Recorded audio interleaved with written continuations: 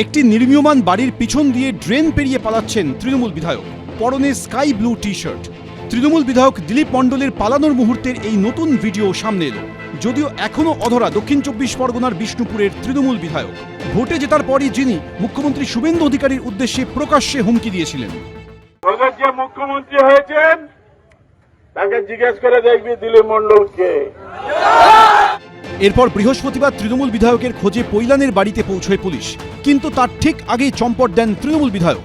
CC ক্যামেরায় ধরা পড়ে পুলিশের নজর এড়িয়ে পালাতে গিয়ে ছিঁড়ে যায় বিধায়কের পাজামা। পুলিশের চোখে ধুলো দিতে পাঞ্জাবি ছেড়ে টি শার্ট গলিয়ে পগার পার হয়েছেন দিলীপ মণ্ডল। পালাচ্ছেন খালি পায়ে। আর এবার সামনে এলো নতুন ফুটেজ। তাতে দেখা যাচ্ছে দিলীপ মণ্ডলের জন্য একজোড়া জুতো হাতে নিয়ে যাচ্ছেন স্থানীয় বাসিন্দা।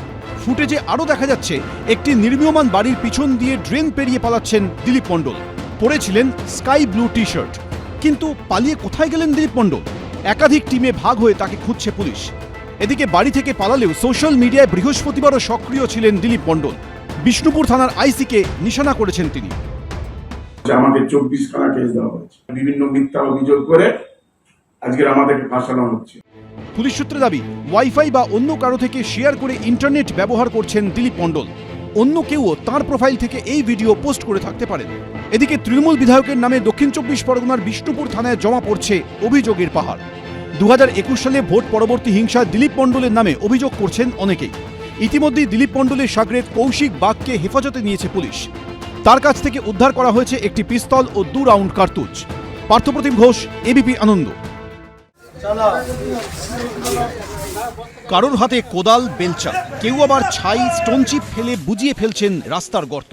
ভোটের আগে দেওয়া প্রতিশ্রুতি মতো রাস্তার রোগ সারাতে রাস্তায় নামলো বিজেপি।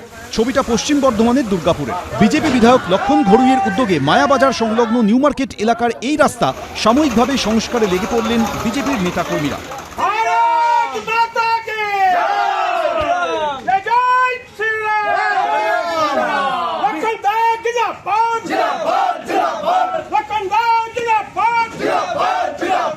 আমরা অনেককেই কমপ্লেন করেছিলাম, কেউ ঠিক করতে পারেনি।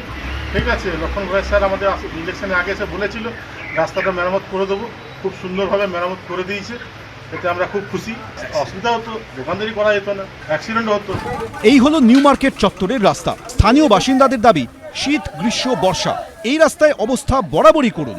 আর যে দুর্গাপুর পুরসভার কাঁধে রাস্তা দেখভাল করার দায়িত্ব রয়েছে তাদের অবস্থাও তথৈবচ। দীর্ঘদিন সেখানে ভোটই হয় না। সূত্রে খবর, 43 আসন বিশিষ্ট দুর্গাপুর পুরসভায় শেষ ভোট হয়েছিল 2017 সালে। 2022 সালে পুরসভার মেয়াদ শেষ হয়ে গেলেও আর ভোট হয়নি। এরপর মেয়র, ডেপুটি মেয়র সহ 5 জনকে নিয়ে তৈরি হয় প্রশাসক মণ্ডলী। তবে কয়েক মাস আগে সেই 5 জনের মধ্যে 3 জনকে সরিয়ে দেয় রাজ্য সরকার। ফলে বর্তমানে 43টি ওয়ার্ডে পরিষেবা দেওয়ার দায়িত্বে রয়েছেন মাত্র 2 জন। 26-এর ভোটের আগে এই ইস্যুকে হাতিয়ার করে ঝোড়ো প্রচার চালায় বিজেপি। আরে গ্রীষ্মকালে সামান্য বৃষ্টি হচ্ছে, দেখুন অবস্থা দেখুন। এর নাম এগিয়ে বাংলা, এর নাম তৃণমূল। 4 বছর ভোট হয়নি। যদি এই অবস্থা হয় বর্ষাকালে কি হবে? এর নাম উন্নয়ন, এর নাম এগিয়ে বাংলা, এর নাম মমতা ব্যানার্জি। দুর্গাপুরে উন্নয়ন স্তব্ধ আছে। নির্বাচনের পর বিজেপি ক্ষমতা আসবে, 2 মাসের মধ্যে কর্পোরেশন ভোট হবে, আর রাস্তা ড্রেন আমরা করবো, বাড়ি বাড়ি জল পৌঁছাবো। ভোট মিটেছে, সরকার গড়েছে বিজেপি। দুর্গাপুর পশ্চিমে জয়ী হয়েছেন লক্ষণ ঘড়ুই। আর এবার ক্ষমতায় এসেই সাময়িকভাবে রাস্তা সংস্কারে হাত দিল বিজেপি নেতৃত্ব।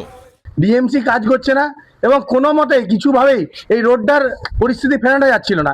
সাময়িকভাবে এই বর্ষাকালে যাতে মানুষ স্বস্তি পায় এবং বিধায়কের নির্দেশে আমরা আজকে এই রোডটাকে সম্পূর্ণ করলাম। প্রথম থেকেই আমরা যদি কোনো নেতিবাচক সমালোচনায় চলে যাই সেটা ঠিক না। দেখা যাক, আমরা ওয়েট করি, তাদেরকে স্পেস দিই, তাদেরকে সুযোগ দিই, দেখি না কি করে। সাময়িকভাবে ঠেকানো গেছে রাস্তার দুরবস্থা। এবার দুর্গাপুর পুরসভায় ভোট কবে হয় সেটাই এখন দেখার। মনোজ বন্দ্যোপাধ্যায়, এবিপি আনন্দ, পশ্চিম বর্ধমান। এবিপি আনন্দ, এগিয়ে থাকে, এগিয়ে রাখে।